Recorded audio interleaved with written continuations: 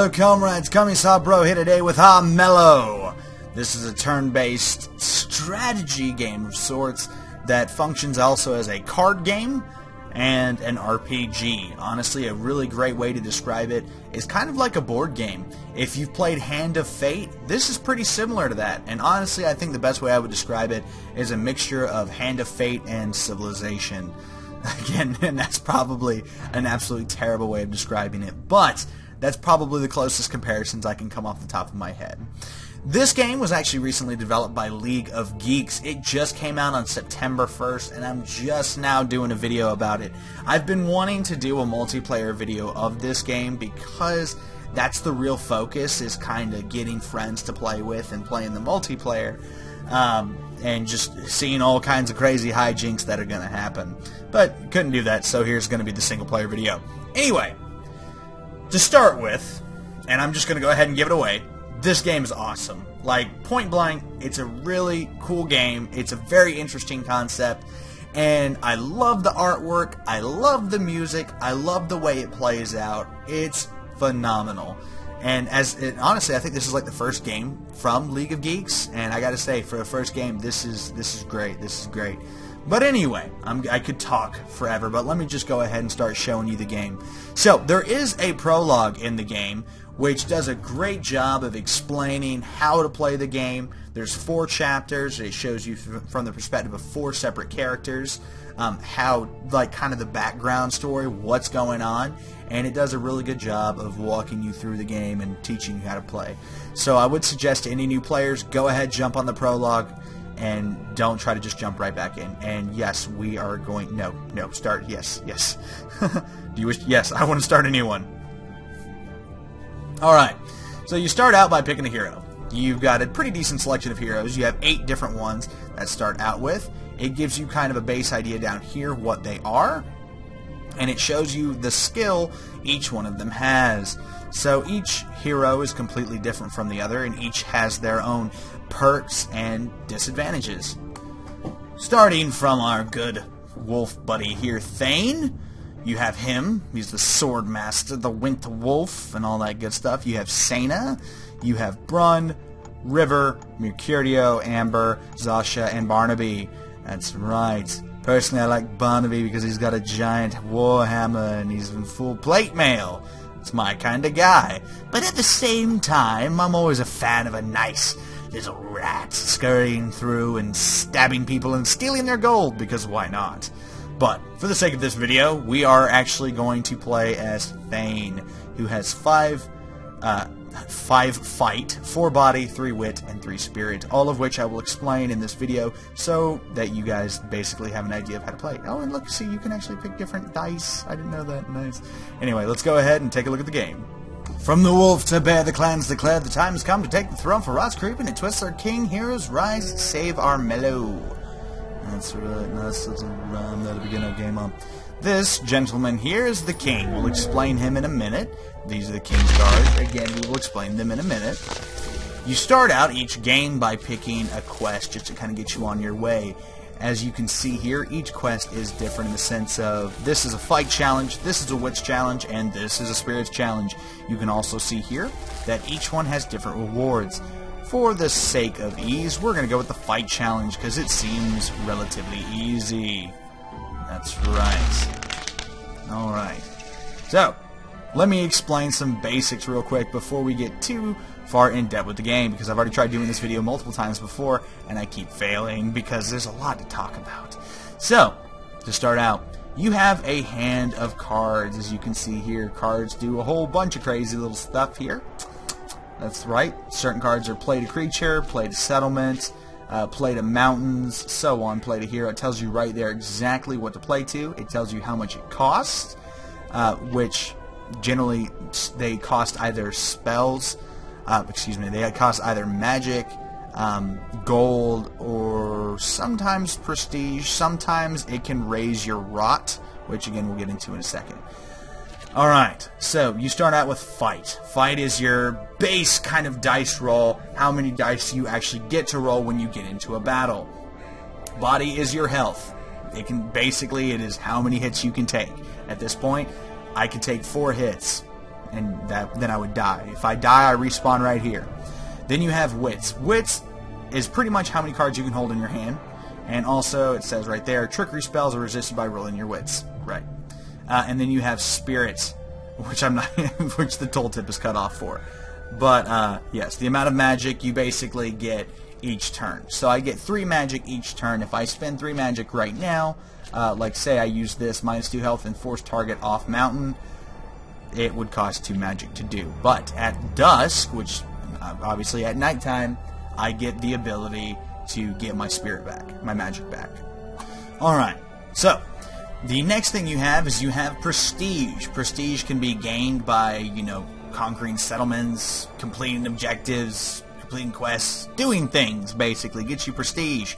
You can also steal it from other players if you get certain cards that allow you to do that. Getting Prestige lets you get the King's Ear, which is this guy right here, the giant lion.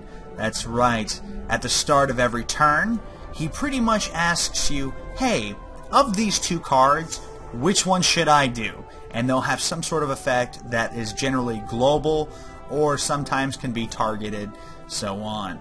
Like basically inspect players with the rot. At that point, if a player has rot, which is right here, then they can lose Prestige, or they can lose gold, or whatever, depending on whatever the card effect actually says. That brings us to Rot.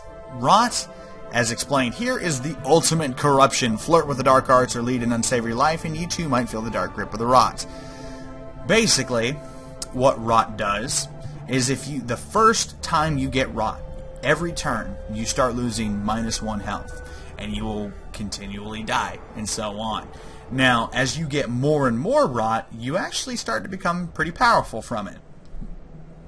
For example, if you get 5 Rot, you'll die, but when you die, every time you kill another hero or another unit on the map, you get +1 health, and so on. So, again, there's a lot of stuff going on in this game, and I'm probably not going to have enough time to explain it in this one singular video, but hopefully I can show you at least enough gameplay to get you interested in it. We're going to start out with this dungeon, which is randomly... Okay, we're going to get gold from it. Sweet. We didn't get killed. That's all I care about. We're going to go here, because if we go here, there's a peril. You can tell something has a peril by that giant fucking flag sticking out of the ground. That's right. And also, if we take over this town, we'll get +1 gold per turn. So, that's a benefit. Right now, there's not really anything, cards that I have that I'm willing to play. So, actually, I guess we'll do this one. Well, we have to play that on another hero. So, let's play it on this giant bear. Oh, I can't play it on him yet? Oh, because he's in his clan grounds. Okay, so I can't play it. Alright, let's just end our turn then. Whatever, fine. I don't want to do anything anyway. Alright. So he's moving around doing his thing. Nothing really. Go into a dungeon. A little bit happening. Not much. It's Barnaby's turn again. He's walking on through. Yep. By the way, those ruins, that's where spirit stones will appear. And those spirit stones, basically, if you can get 4 of them and you confront the king, you can win the game that way. There's 4 separate ways to win the game. The first being is straight up just killing the king. If you're strong enough, you can go in there and just kill him. Alternatively, you can get the spirit stones, like I mentioned. You can become the Lord of Corruption, which is essentially if you get more rot than the king has, you can go and just kill him with it. You basically show him that, hey, I'm the greater Lord of Corruption, blah, rah, rah, rah, so on. And this is actually a Bane, which a Bane is like a creature of the rot, essentially.